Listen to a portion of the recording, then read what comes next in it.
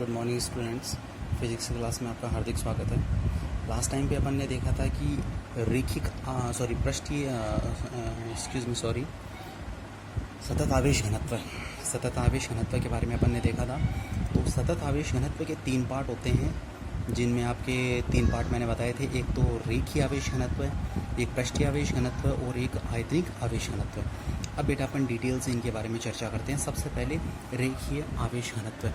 देखो बेटा, रेखीय आवेश घनत्व एक रेखा के अनुदिश होता है। ध्यान रखना, एक रेखा के अनुदिश होगा। तो इसका मतलब एक रेखा के अनुदिश होगा तो ये कैसा कहलाएगा? एक विमीय आवेश घनत्व। देखो, किसी रेखा के अनुदिश प्रति एकांक लंबाई पर आवेश की मात्रा रेखीय आवेश कहलाता है। यानी कि आप किसी तार एक रेखिक होता है। अगर आप किसी तार को आवेश देते हो तो तार की प्रति इकाई लंबाई पर, ध्यान देना, प्रति इकाई लंबाई पर जो आवेश संचित होगा वो कहलाएगा रेखीय आवेश घनत्व। यदि Q आवेश L लंबाई को दिया जाए तो रेखीय आवेश घनत्व होगा लैम्डा बराबर Q बटा L। ये लैम्डा है, रेखीय आवेश घनत्व को लैम्डा से डिनोट करते हैं। यदि L बराबर मैं 1 मीटर करूँ तो लैम्डा बराबर Q। तो यहाँ से परिभाषा एक और क्या निकल सकती है कि इकाई लंबाई के रेखिक वस्तु को दिया गया आवेश क्या कहलाएगा? रेखीय आवेश घनत्व कहलाएगा। ध्यान देना इस बात पे, इकाई लंबाई पर दिया गया आवेश या आवेश की मात्रा रेखीय आवेश घनत्व कहलाती है। इस बात का ध्यान रखना। इसे लैम्डा से प्रदर्शित किया जा सकता है और इसे एक विमीय आवेश घनत्व भी कहा जा सकता है। मात्रक क्या होगा? मात्रक होगा कूलाम बटा मीटर। भाई ये देखो फॉर्मूला, क्यू का कूलाम और एल का क्या होगा? मीटर। तो कूलाम बटा मीटर। फिर इसके बाद में कूलाम का अपन सी से डिनोट कर सकते हैं और मीटर को एम से। तो उसको क्या लिख सकते हैं? सी प्रति एम। ये इसका शॉर्ट फॉर्म है। अब अगर इसकी विमा देखें, भाई आवेश की विमा होती है 80, सीधी सीधी 80 होती है, और बटे मीटर की कितनी होती है? एल। तो एल ऊपर चला जाएगा तो एल की पावर -1। तो यहाँ एल की पावर -1 80। ये किसकी विमा हो गई? रेखीय आवेश घनत्व की। इसके बाद दूसरा आता है पृष्ठीय आवेश घनत्व। देखो, ये रेखा का था तो ये किसका आ जाएगा? पृष्ठ का, यानी क्षेत्रफल का। तो इसके अंदर तो क्या था कि रेखा के ऊपर एकांक लंबाई पर संचित आवेश की मात्रा थी। इसमें क्या आ जाएगा? किसी पृष्ठ पर एकांक क्षेत्रफल पर संचित। ये एक विमीय था तो रेखीय, और ये द्विविमीय होगा तो यानी कि एक क्षेत्रफल, निश्चित क्षेत्रफल। तो क्षेत्रफल के लिए अगर अपन बात करें तो किसी पृष्ठ पर देना पड़ेगा, और किसी पृष्ठ पर एकांक क्षेत्रफल पर संचित आवेश की मात्रा ही पृष्ठीय आवेश घनत्व कहलाती है। कैसे? देखो, किसी पृष्ठ या समतल पर एकांक, किसी पृष्ठ या समतल, क्योंकि पृष्ठीय है, किसी पृष्ठ या समतल पर एकांक पृष्ठ या सतह या क्षेत्रफल पर आवेश की मात्रा ही पृष्ठीय आवेश घनत्व कहलाती है। ध्यान देना फिर से, किसी पृष्ठ या समतल पर एकांक पृष्ठ या समतल सतह या क्षेत्रफल पर आवेश की मात्रा ही पृष्ठीय आवेश घनत्व कहलाती है। सिंपल सी बात है भाई।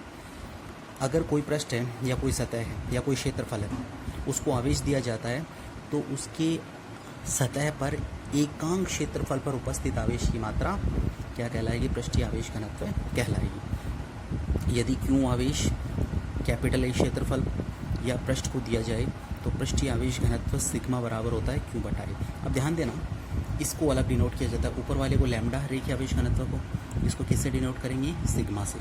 ध्यान देना, सिग्मा अगर है तो यानी पृष्ठीय आवेश घनत्व। तो सिग्मा बराबर Q अपॉन A। भाई यहाँ पर L था बटे में, और यहाँ पर A आ जाएगा, और अगर आयतनिक होगा तो उसमें B आ जाएगा। सिंपल सी बात है। अब यदि मैं A बराबर 1 मीटर स्क्वायर करूँ तो सिग्मा बराबर क्या हो जाएगा? क्यों? तो अपन इससे क्या परिभाषा निकाल सकते हैं कि एकांक क्षेत्रफल को दिया गया आवेश क्या कहलाएगा? एकांक क्षेत्रफल को दिया गया आवेश है वो क्या कहलाएगा? पृष्ठीय आवेश घनत्व कहलाएगा। सिंपल सा है। इसे सिग्मा से प्रदर्शित किया जाता है और इसे द्विविमीय आवेश घनत्व भी कहा जा सकता है। तो ये चीज़ अपन को इसके बारे में ध्यान रखनी है। अब देखो, अगला है मात्रक। भाई इसका फॉर्मूला क्या था? फॉर्मूला था आवेश बटा क्षेत्रफल। अब क्षेत्रफल का मात्रक क्या होता है? Metre square. तो कूलाम बटा मीटर स्क्वायर, क्योंकि आवेश का मात्रक कूलाम और क्षेत्रफल का मीटर स्क्वायर, तो कूलाम बटा मीटर स्क्वायर, या फिर क्या कह सकते हैं सी प्रति मीटर स्क्वायर। ठीक है। विमा, कूलाम की वही विमा 80 और मीटर स्क्वायर की एल स्क्वायर, तो एल स्क्वायर ऊपर चला जाएगा, तो एल की पावर -2 80। ठीक। अब तीसरा और आखिरी इसमें है आयतनिक आवेश घनत्व। भाई रेखीय वाले में तो एक विमीय था, रेखिक था लंबाई, द्विविमीय यानी पृष्ठीय में पृष्ठ था, क्षेत्रफल था, आयतनिक में आयतन आ जाएगा और ये त्रिविमीय। तो अगर किसी वस्तु को आयतन में एकांक आयतन में संचित आवेश की मात्रा, यदि किसी वस्तु को अगर अपन आवेश दें तो उसके एकांक आयतन में उपस्थित आवेश की मात्रा ही क्या कहलाएगी, आयतनिक आवेश घनत्व कहलाएगी, आवेश घनत्व कहलाएगी। तो परिभाषा देख ले एक बार अपन, किसी वस्तु के आयतन में प्रति इकाई आयतन में, किसी वस्तु के आयतन में प्रति इकाई आयतन में उपस्थित आवेश की मात्रा ही आयतनिक आवेश घनत्व कहलाती है। यदि Q आवेश वस्तु के V आयतन में दिया गया है तो आयतनिक आवेश रो बराबर Q बटा V, V बराबर 1 मीटर क्यूब किया अपन ने, रो बराबर Q। ध्यान देना इस बात पे बेटा कि यदि किसी वस्तु के किसी वस्तु के आयतन में आवेश दिया जाता है तो उसके एकांक आयतन में, यानी वस्तु है वो त्रिविमीय होनी चाहिए, पहली बात तो ये। यहाँ पर देखो किसी वस्तु के आयतन में, किसी वस्तु का आयतन में बोलने का मतलब है वस्तु त्रिविमीय होनी चाहिए।